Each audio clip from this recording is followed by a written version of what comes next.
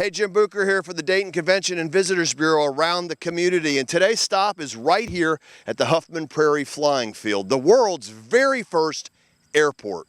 It was, and it was really even more. It gets that designation from being the first place air freight was ever moved from. Almost symbolically, a bolt of silk was moved from here. But it was much more in that the Wrights actually perfected their machine here.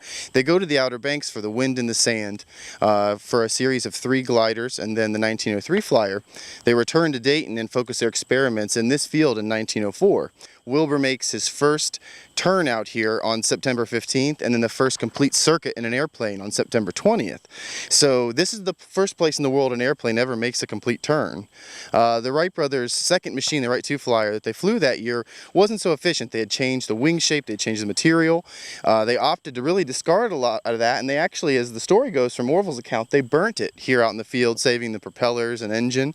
They turned the rest of those parts into the 1905 Wright 3 flyer, and it's there that they make substantial changes. So in that 1904 season, they would have made flights at the longest of about 5-6 minutes before the engine overheated.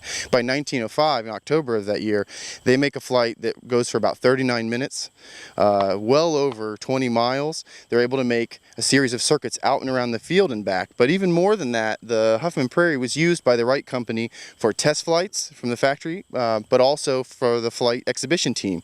So they would have trained flyers here at the flight school. They start a flight team to go around the country and go to places like Indianapolis Motor Speedway and fly there.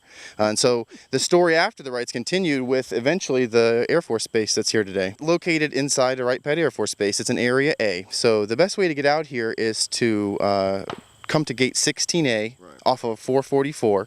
It's located at the same exit as the base golf course. You just turn in and you go back past the golf course, and you kind of have to meander your way back to the area that once was Torrance Huffman's land.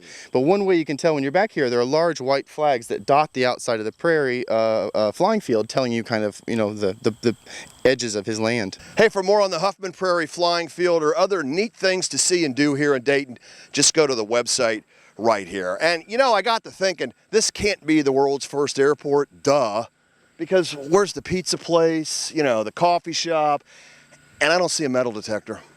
Hey, Jim Bucher for the Dayton Convention and Visitors Bureau around the community. What was that?